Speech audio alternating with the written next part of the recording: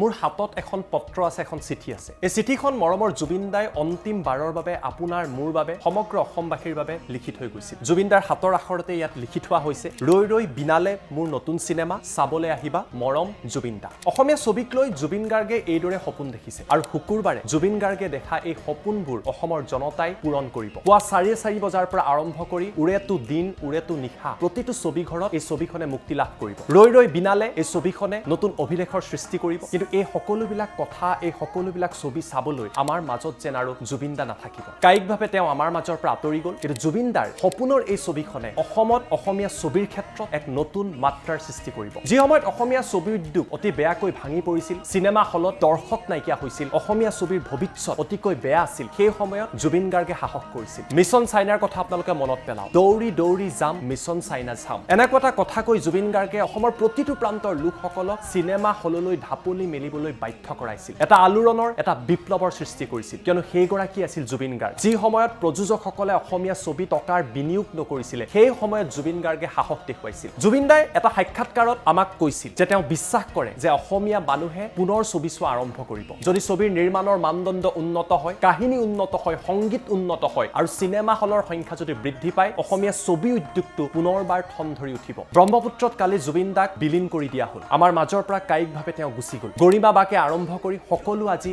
অকলশৰীয়া অনুভৱ কৰিছে। ইমান দিনৰ শূন্যতাৰ পাছতো জুবিন গাৰ্গৰ জীৱনটো বহু যে বৃহৎ আছিল, লাৰ্জাৰ দেন লাইফ আছিল, এই কথা তেওঁ পুনৰবাৰ প্ৰমাণ কৰি থৈ গৈছে। ৰৈ ৰৈ বিনালে এই ছবিখনে সকলো ৰেকৰ্ড ভংগ কৰিব। এই কথা হয়তো মই আপোনালোকক কোৱাৰ প্ৰয়োজন নাই। ইতিমধ্যে যিবিলাক টিকট আছিলে, প্ৰি বুকিং হৈছিলে, সকলো শেষ হৈ গৈছে, টিকট এতিয়া পাবলৈ নাই। ইয়াৰ পাছতো অসমৰ প্ৰতিটো প্ৰজন্মৰ লোক ৰৈ আছে জুবিন গাৰ্গৰ অন্তিমখন চিনেমা চোৱাৰ বাবে। সাগৰত তীৰত জুবিন দা যিদৰে হেৰাই গ'ল, এই ছবিখনতো বিশেষ এটা চিন আছে যিটো আমি ট্ৰেইলাৰত দেখা পাইছো। এনেকুৱা বহু কথাই হয়তো অসমৰ লোকসকলক আৱেগিক কৰি পেলাব। কালি চিনেমা হলত কি পৰিৱেশ হয় সেই আমি এতিয়াই ঠাৱৰ কৰিব পৰা নাই, কিন্তু এটা কথা সুনিশ্চিত, যিগৰাকী জুবিন গাৰ্গে কৈছিলে যে অসমত এটা দিনত কেৱল অসমীয়া চিনেমাই চলিব, সেই কথাটো যেন জুবিন দাৰ মৃত্যুৰ পাছত, তেখেত আমাৰ মাজৰ পৰা কায়িকভাৱে আঁতৰি যোৱাৰ পাছত অসমত সত্য প্ৰমাণিত হৈছে। কিয়নো অধিকাংশ চিনেমা হলতেই এইকেইটা দিনত হিন্দী চিনেমা আঁতৰাই দিয়া হৈছে, বলিউডৰ নামী দামী চিনেমা আঁতৰাই দিয়া হৈছে আৰু অসমবাসীয়ে জুবিন দাৰ অন্তিমখন ছবিৰ বাবে অপেক্ষা কৰি আছে। আমিও এই ছবিখন সুযোগ পোৱাৰ লগে লগেই চাবলৈ যাম, কিয়নো এই ছবিখনৰ জৰিয়তে পুনৰবাৰ হিয়াৰ আমঠু আমাৰ হাৰ্টথ্ৰব জুবিন গাৰ্গক আমি আৱিষ্কাৰ কৰিবলৈ সক্ষম হ'ম। আপুনি এই ছবিখন কেতিয়া চাব আৰু কোন প্ৰান্তত চাব সেই আমাক কমেণ্ট কৰি জনাবলৈ নাপাহৰিব। কিন্তু এটা কথা সুনিশ্চিত,